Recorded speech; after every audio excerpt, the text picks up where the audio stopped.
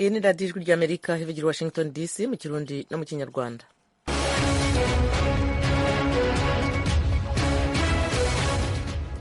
Mu Burundi radiyo ijwi ry'Amerika ivugira ku mirongo migufi kuri metero 19 na metero 22. Mu Rwanda turi kuri FM 104.3. Mwiriwe neza nshuti muduteze amatwi, ni Eugenia Mukankusi ngiye kubasuhuza nanone mbaye ikaze mu makuru yacu. Perezida Paul Kagame w'u Rwanda hariyama amahanga ku bibazo by'umutekano wo mu burasirazuba bwa Kongo.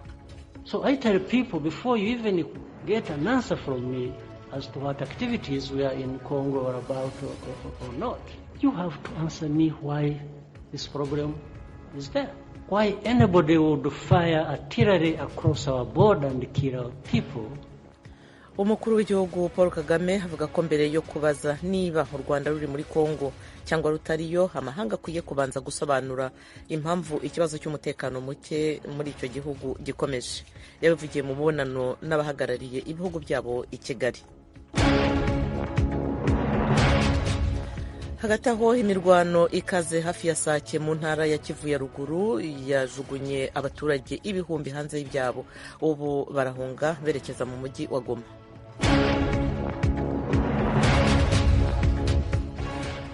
Abantu bishwe n'umutingito w'isi muri Turukiya na Syria barenze ibihumbi 19.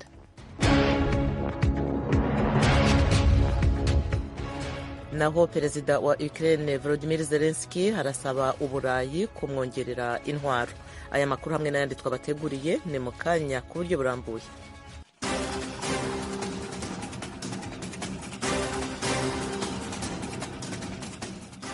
Duhere ku makuru avugwa hirya no hino ku isi. Abahitanywe n'umutingito w'isi muri Syria na Turkiya bamaze kurenga ibihumbi 19. Ibindi kuri iyi nkuru na mugenzi wacu Diane Ninahazwe. Abategetsi muri Turukiya batangaje ko abamaze kumenyekana ko bahitanywe na nyamugigima yabaye muri ico gihugu mu ntango zino ndwi barenga ibihumbi 14, abakomeretse bakarenga ibihumbi 63, mu gihe ibitigiri vy'abataramenyekana irengero ryabo bitaratangazwa. Ku ruhande rwa Syria naho ibitigiri vyamaze kumenyekana ko bahitanywe n'iyo nyamugigima ni ibihumbi 3,100 nk'uko ibiharuro biva muri leta bivyemeza. Abanyagihugu muri Syria no muri Turukiya basa nk'abariko batagashavu ku butegetsi bwabo, babwagiriza gukwega amaguru mu bikorwa vyo gutabara.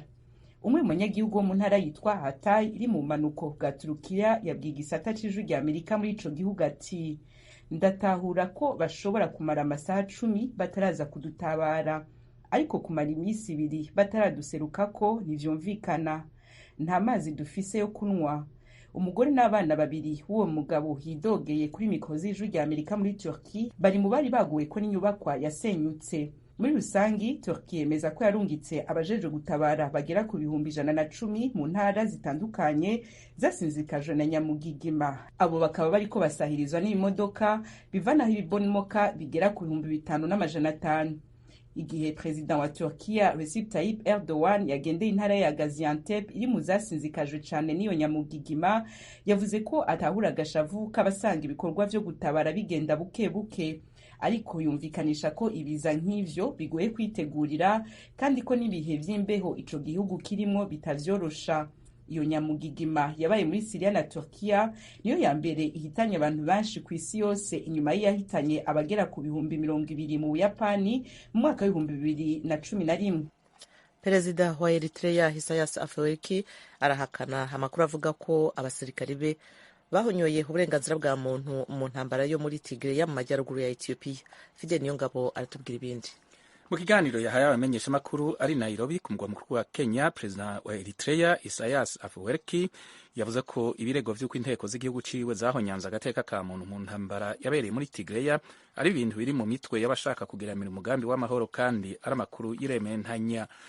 Mu gihe c'ingwano hagati y'izo mpande zibiri, inteko zo muri Eritrea zagirijwe n'abanyagihugu n'amashirahamwe haranira agateka ka muntu kuba zakoze amabi atandukanye, harimo kwica abasivili amajana n'amajana mu karere ka Aksum mu kiringo c'amasaha 28 mu kwezi kw'icumi mu mwaka w'2020. Eritrea iratera ivyatsi ivyo birego. Inteko za Eritrea zifatanije n'igisirikare ca leta ya Ethiopia n'abagwanyi bacuritse nayo mu ngwano yamaze imyaka 2 hagati ya leta ya Ethiopia n'inteko zo mu ntara ya Tigray. kwezi kwa 11 leta ya Ethiopia n'inteko zo muri Tigray zarateye igikumu ku masezerano yo guhagarika ingwano. Ayo masezerano yasaba inteko zose zo mu mahanga ko ziva mu ntara ya Tigray, yamara igihugu ca Eritrea nicari mu mpande zateye igikumu kuri ayo masezerano.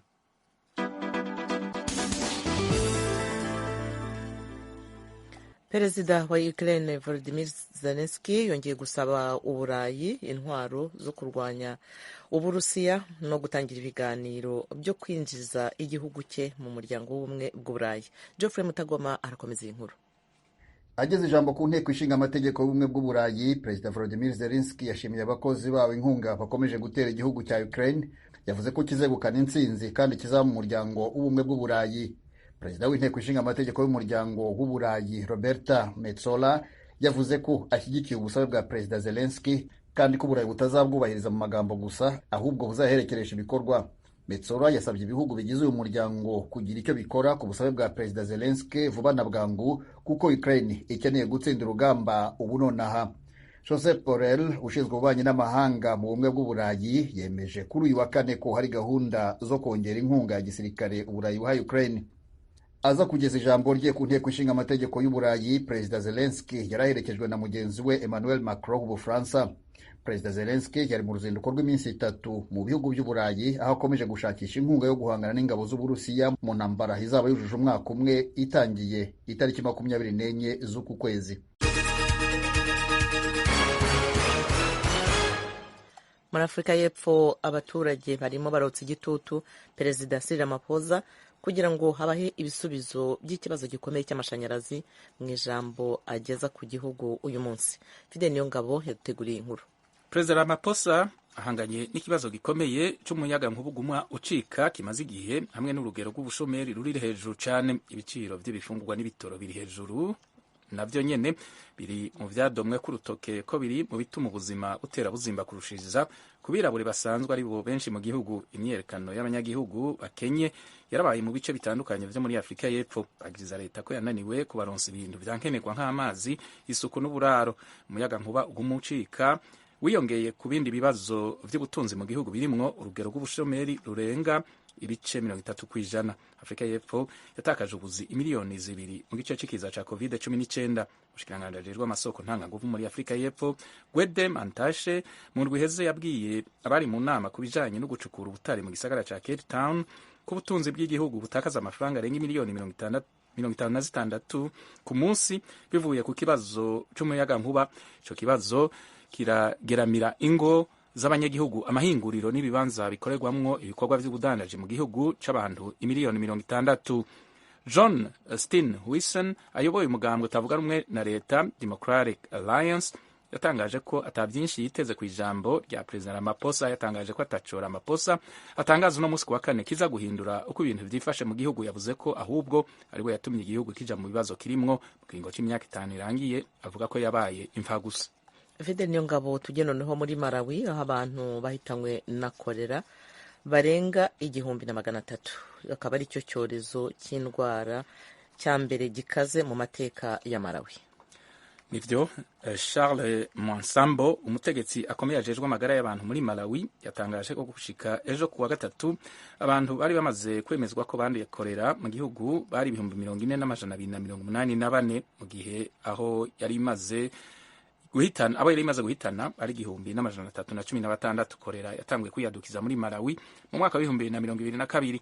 Abantu barenga 500 barandura iyo ndwara ku munsi utashe. Iyo ndwara yama kwiyadukiza muri Malawi cyane cyane mu gihe c'agatasi. Iriyadukiza rero cyane muri ico gihugu kuva mu kwezi kwa11 gushika mu kwezi kwa gatatu. Yamara ico kiza gihitana mu bisanzwe abantu bagera hafi y'ijana ku mwaka. Ishirahamwe rijejwe amagara y'abantu ku isi OMS yamenyesheje mu itangazo no musi wa kane ko ico kiza ca nyuma ca kolera giherutse kwaduka aje cihaye inkumbi kurusha icabaye imbere yaho mu myaka y'igihumbi kimwe 1998 aho abantu 860 bahasize ubuzima hamwe no mu myaka y'ibihumbi 2001 n'umwaka wa 2002 aho cyahitanye abantu 968. Ibindi bihugu vyo muri Afrika bihana imbibe na Malawi vya Mozambique na Zambia navyo nyene vyatangaje ko hari abanyagihugu bavyo banduye kolera. Mu buseruko bwa Afrika, Ethiopia, Kenya na Somalia biriko bihangana n'ikiza ca kolera cadutse mu gihe hari n'abanyagihugu banduye ico kiza mu bihugu vya Cameroon, Repubulika ya Demokarasi ya Kongo na Nigeria.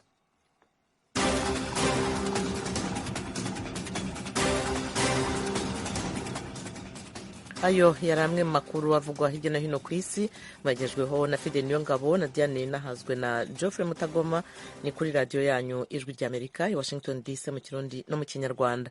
Mwakurikira kandi ibiganiro byacu kuri YouTube na Facebook VOA radiyo yacu. Kuri interineti ni wa3 radio yacu voa.com.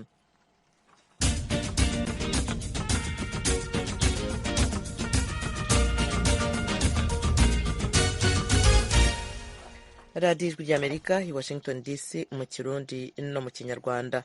Abaturage bo mu mujyi muto wa Sake uri mu burengerazuba bwa Goma barahunga ari benshi imirwano hagati y'ingabo z'igihugu cya Congo FARDC n'umutwe wa M23. Bamwe barerekeza mu mujyi wa Goma, abandi muri teritwari ya Karehe ni mu ntara ya Kivu y'Epfo. Inkuru y'umunyamakuru Ijwi ry'Amerika Jimmy Shukrani Bakomera uri Igoma, akorera Igoma mu murwa mukuru w'intara ya Kivu ya ruguru.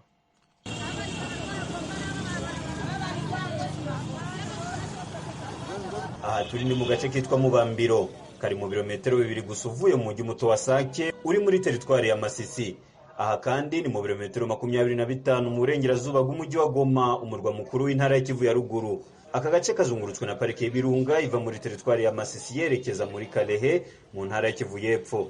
Ni naho kandi usanga umuhanda mugari uva mu mujyi Sake muri Masisi ugakomeza muri teritwari ya Walikale iri mu birometero 135 mu burengerazuba bw'umujyi wa Goma. Nayo nimwe muri teritwari zigize intara ya Kivu ya ruguru. Uyu muhanda kuri ubu wuzuye abaturage bavuye mu mujyi muto wa Sake kubera intambara ikaze hagati y'ingabo za Kongo FARDC n'abarwanyi b'umutwe wa M23. Benshi barimo kugana mu mujyi wa Goma. Aba turi kumwe baratubwira impamvu bavuye mu byabo. Mu mujyi wa Sake ntabwo ibintu bimeze neza. Murabona ubu ngubu turahunga, nta kintu dufite. M23 yateye imaze gutera FARDC nayo yirwanaho. Amabomba arimo kugwa ari menshi kandi ari kwegera umujyi wa Sake. Ibyo rero twebwe bikaba biduteye ubwoba, ariyo mpamvu ubona turimo guhunga. Abasigaye mu mujyi wa Sake nibo bake cyane kuko murabona ahangaha natwe tumerewe nabi, twarushye, mbese muri make nta bintu twavanye mu mago yacu. Ubu turahangayitse cyane rwose. Byatangiye mu masaha ya 4 niho twabonye amabomba atangiye kugwa mu mujyi wa Sake. Ubwo natwe tubona yuko bitari ngombwa kugumayo, twahise twirukanka. Ubu ngubu urabona ntacyo dufite ahangaha. Alliance Kakuru tumusanze yicaye asa n'unaniwe. Uyu ari kumwe n'abana be 4 yahunganye n'abaturutse muri Sake. Twari mu nkambi hano ni Sake. Hano mu gitondo nibwo bateye baturutse ahitwa ku rupangu. Ubwo rero batubwiye ko tuva mu nkambi twari twahakoze badukoreye. Ubu dusize Sake nta muntu n'umwe mu kiretse nyine wenda abihambije bari badakugira ubwoba, ariko abanyagwa bose nta n'umuntu n'umusigaye. Mbo ugupfa kugenda tukubarabara sinzi kabisa aho umuntu yakwerekana ngo hehe. No kudufasha kabisa bakarutwereka wenda nk'ahantu baba batuganishije bakadukorera n'inkambi tukaba turegereje ko kadutungira umutekano. Abarimo guhunga bitwaje ibintu byinshi birimo amatungo, imyenda, za matera ndetse n'ibindi bashoboye guhita batwara. Ubwo urusaku rw'amasasu rwari rutangiye kumvikana. Kalume Habibi ni umugabo w'imyaka 38. Aha tumusanze agenda kuri ihene zose n'imitwaro ku mutwe. Twebwe nk'abaturage byabaye ngombwa ko duhunga. Mu guhunga nta kintu dufite kuko imirwano yari ikomeje, kandi ubu imirwano iracyakomeye muri lokalite ya Rubonga. Ibi byabaye ubw'amashuri ndetse n'ibindi bikorwa by'ubucuruzi byagendaga nk'ibisanzwe muri Sake no mu nkengero zaho Geremana ndetse na Karuba. Isaac Wisa Leo n'umwarimu wigisha ubw'urusaku rw'amasasu rwari rutangiye kumvikana. Yigisha mu ishuri ryisumbuye rya Kiroce. Atubwira uko byagenze. Twari turi mu mashuri, njye ubwanjye nari ndimo kwigisha abana. Ubwo niho nabonye abantu batera amabuye ku mashuri bavuga bati M23 iraje. muri ako kanya twahise dusohoka ntitwamenya ibibaye, buri wese yaciye ukwe. Ubu kuva mu mujyi wa Sake kugera ahangaha muri Goma ni ukwishyura ibihumbi 500 by'amakongomani. Ibyo rero bikaba bituma twebwe duhura n'ibibazo, kandi murabona ikibazo dufite ni ukubona ahantu wenda umuntu yanyuze imodoka ari kujya kuzana ibyo kurya, biragoye cyane rwose. Aba baturage benshi barimo guhunga berekeza mu nkambi ya Burengo iri mu mujyi wa Goma, ubimaze kwakira abarenga ibihumbi 9 nk'uko imibare ya komisiyo ishinzwe kugoboka impunzi muri Repubulika ya Demokarasi ya Kongo ishami ry'intara ya Kivu ya ruguru ryabidutangarije kuwa kabiri ushize. Guhunga kw'abaturage ba Sake byateye ubwoba abaturage bo mu mujyi wa Goma, dore ko Sake ibanziriza uyu mujyi utuwe n'abarenga miliyoni zirenga 2. Imirwano hagati y'ingabo za Kongo FARDC n'abarwanyi ba M23 ikomeje gutuma abatari bake bava mu byabo, bakaba bari mu nkambi zitandukanye mu mujyi wa Goma na teritwari ya Nyiragongo. Amakuru dukura ku buyobozi bw'igisirikare mu ntara ya Kivu ya ruguru yemeza ko muri aka kanya imirwano irimo kubera muri lokalite ya Kimoka iri mu birometero 8 gusa uvuye mu mujyi muto wa Sake. Colonel Guillaume Njike Kayiko, umuvugizi wa FARDC muri Kivu ya ruguru, yatangaje ko FARDC ifite intego yo kwigarura utwo duce twose turimo M23, nubwo abenshi mu bakongomani bamaze kwiheba. Ubwo twagereza kuvugana n'ubuyobozi bwa M23 ntibyadukundiye. Jimmy Shukrani Bakomera, Ijwi ry'Amerika, Igoma.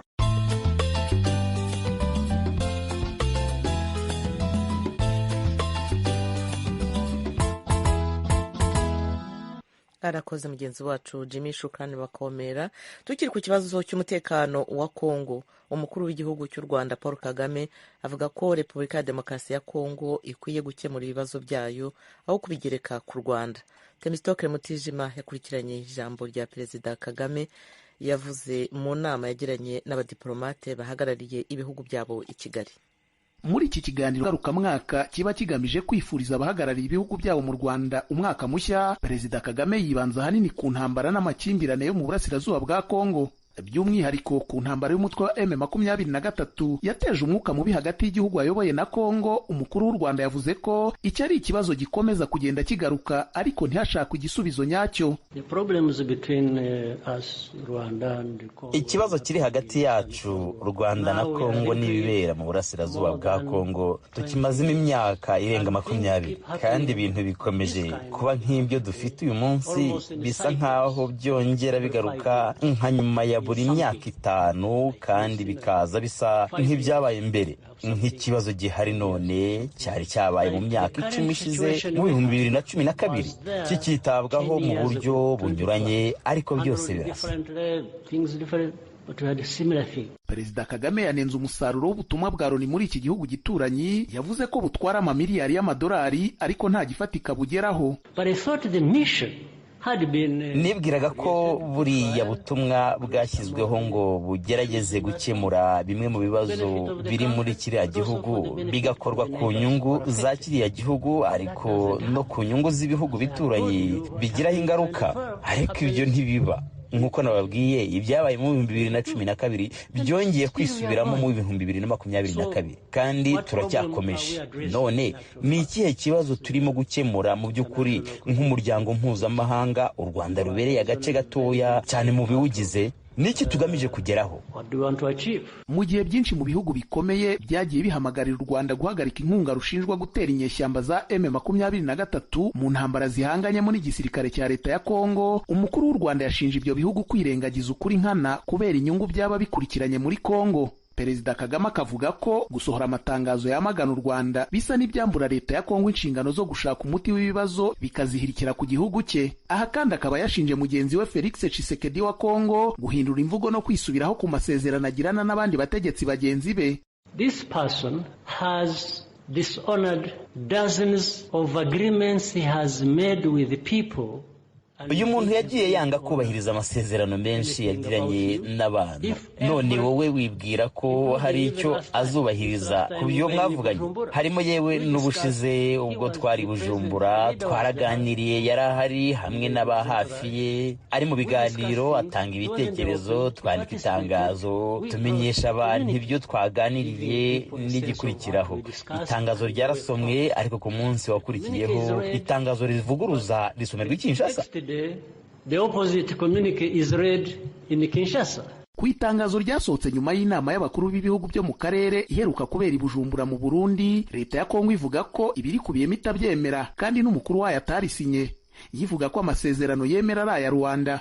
Ku birego by'uko u Rwanda rwaba rufite abasirikare cyangwa hari ibyo rukora mu gihugu gituranyi cya Kongo, naho Perezida Kagame ati, So I tell people before you even get an answer from me, mbwira abantu ngo na mbere y'uko ubona igisubizo cyanjye ku cyo twaba dukora muri Kongo, niba tunahari cyangwa tudahari, wakabaye unsubiza kubera iki kibazo gihari. Kubera iki uwo ari we wese yarasa amabombe akayambutsa umupaka akatwitira abaturage? Kubera iki FDLR mu kwa 11 kwa 2019 yambutse umupaka ikatwitira abaturage mu Kinigi n'ahandi? Wakabaye unsubiza impamvu y'ibyo. Sindimo no kugusaba kuza ngo umfashe gukemura icyo kibazo. Niba bambutse umupaka turabyikemurira, ariko si kubera iki tutakemurira iki kibazo aho gituruka? Bisa nkaho iyo ikibazo cya FDLR kijemo, iyo bambajije nkazamura ikibazo cya FDLR, basa n'abashatse guhunga icyo kibazo. Ibihugu by'u Rwanda na Kongo bikomeza gushinjanya gushyigikira inyeshyamba zihungabanya umutekano wa buri ruhande, u Rwanda rushinjwa gushyigikira M23 narwo rugashinja Kongo gushyigikira FDLR. Ni ibirego impande zombi zihakana.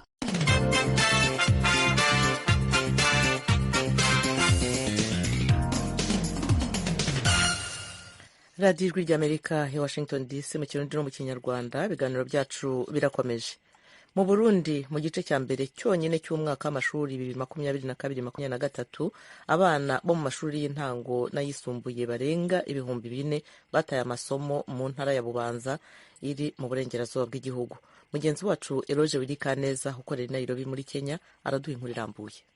Abavyeyi batari bake mu ntara y'Ububanza mu burengero bw'u Burundi bemeza ko abana benshi bo mu mashuri y'intango n'ayisumbuye baheba kubera ubukene buri mu muryango butuma bataronka imfungurwa zihagije. Edisa Kabibi ni umukenyezi yaganiriye n'ijwi rya Amerika, aturuka muri komine Gihanga. Turosembe bake make turasumira umuryango kararira, nawe nk'abanyeshuri bobo baraho bagenda ku ishuri cyangwa bagasiba kubera inzara barara ubusa. Hari mashuri babagaburira naho batabagaburira. Uwo mutama w'umusangwa butaka w'imyaka 65 navuga ko bigera ku batwa bikunyuka. N'ubu bwoko turi kumwe bw'abahutu n'abatuci, twese tumerewe nabi, no kuvuga ubukene buraturembeze, kubaho nabi, ukurya nabi, abana b'isuri barataye amashuri, no kuvuga bivanye twebwe ubwoko babasangwa butaka burya twebwe turi ubwoko tubabaye gose. Abana b'abatwa bagira baheba amashuri ku bwinshi, abanyeshuri 989, abana b'abatwa n'abahutu n'abatuci bamaze guheba babageze mu ijana. Imana niyitugaburira nka kujya kwinyoni twebwe n'ubwoko bw'abasangwa butaka niko tubayeho. Claude Badugaritse umuyobozi w'indero mu ntara ya Bubanza yemeza ko muri iki gice cya mbere cyonyene abana barenga 4,000 bamaze guhera ishure. Agira akatubwira imvo nyamukuru zibituma. Mu ishure shingiro hahevye abana bagera ku 3,938, inyuma ya shure shingiro naho abana 185, bose hamwe hakaba hahevye muri iki gice cya mbere abana bangana n'ibihumbi 4,123. Ivyo babituma abo bana baheba amashuri ahanini kiza bwa mbere nikijanye n'ubukene mu miryango. Akaba hariho n'abandi baheba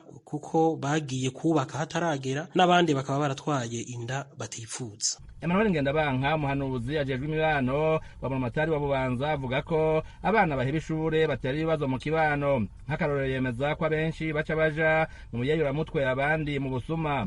Hano mu ntari wacu umurindi wo kwibaruka atari muto, ugasanga rero nk'umuvyeyi afise abana 4-5 aciye ahitamo guhega gukurayo 3 canke 2 kugira abandi ko bandanya biga. Iyindi mvo yo gutwara inda zishushu ni hamwe rero tuca dusanga batangura gufata ibiyayuramutwe, hakajamwo ubusuma n'ibindi bitari bike, kuzana abagore canke kuja ku bagabo, nta rundi rukiza bakibona. Ivyo navyo murazi yuko mu Burundi tugiri ku bica bizana igwirana ridasanzwe ry'abantu, iyo batagira aho barima bigaca biheza bikazana injyane mu miryango. Umuyobozi w'indero Bubanza yizeye urukiza ku mugambi uri kurategurwa wo kugaburira abana ku mashure. Hariho umugambi uri kurageragezwa mu ntara ya Bubanza, urikaba uri kurakorwa ku mashuri 28 mu makomine 3.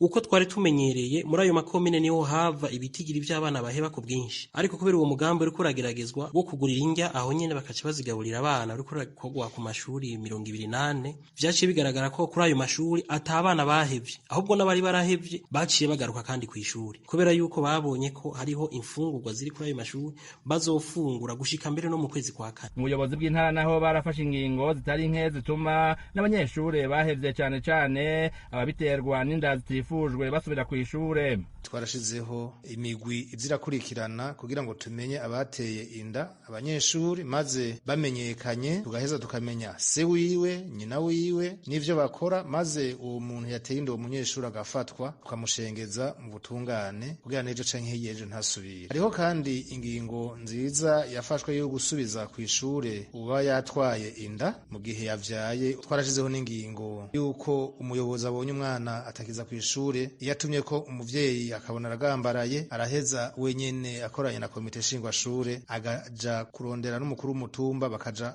kurondera uwo mwana iyari bakamubaza icatumye aheba ishure. Intara ya Bubanza mu mwaka uheze hahevye amashure abanyeshure barenga 18,000 nk'uko ubuyobozi bw'indero mu ntara buvyerekana. Ibitigiri bitangwa n'ubushikiranganji bujejwe indero n'inyigisho navyo vyerekana ko mu mwaka uheze abanyeshure bangana 200,000 bahevye ishure mu gihugu cose. Eroje Urikaneza, Ijwi rya Amerika.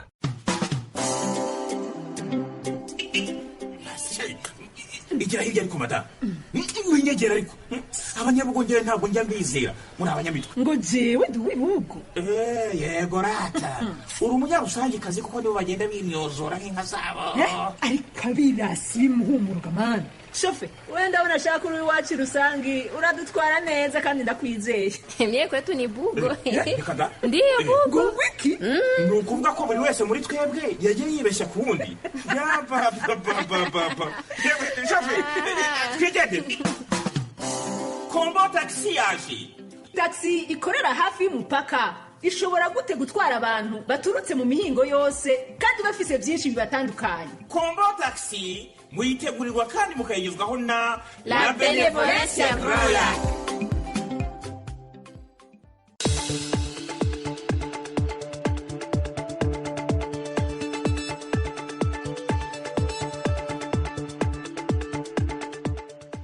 Murabyimviye rero bakunzi b'igikino Kombo Taxi murararitswe buri wa gatandatu na buri cyumweru. Amakuru rero twabateguriye kuri iyi saha hari hafi kurangira, ariko mbere yuko dusezeranaho najya ngo mbibutse muri make ayo twabagejejeho. Abahitanywe n'umutingito w'isi muri Syria no muri Turkiya bamaze kurenga 19,000. Perezida wa Eritrea Isaias Afwerki arahakana amakuru avuga ko abasirikare be bahonyoye uburenganzira bwa muntu mu ntara ya Tigray mu majyaruguru ya Ethiopia. Twabwiye kandi ko perezida wa Ukraine Volodymyr Zelensky yongeye gusaba Uburayi intwaro zo kurwanya Uburusiya, akanasaba gutangira ibiganiro byo kwinjiza igihugu cye mu muryango w'ubumwe bw'Uburayi. Muri Afurika y'Epfo abaturage barimo kotsa igitutu Perezida Cyril Ramaphosa kugira ngo abahe ibisubizo bo aza kugeza ku gihugu uyu munsi.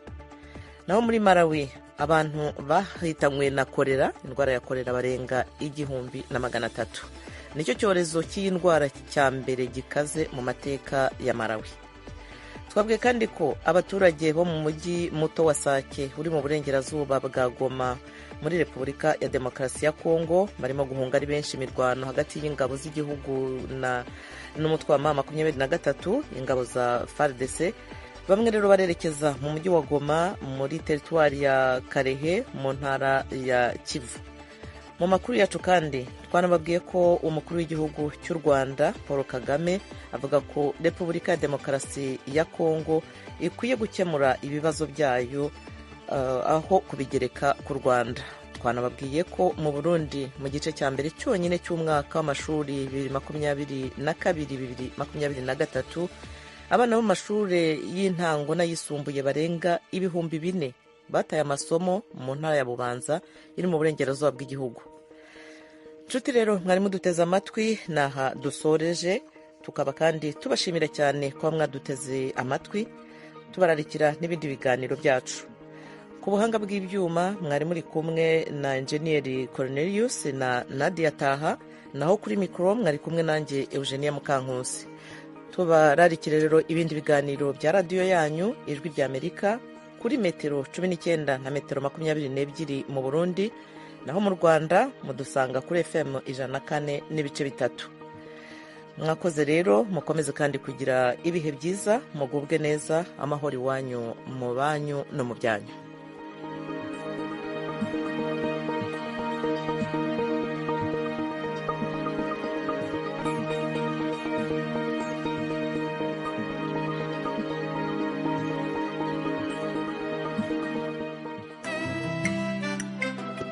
It's an MP record. Dr. March Production. Holy Seven, your smile.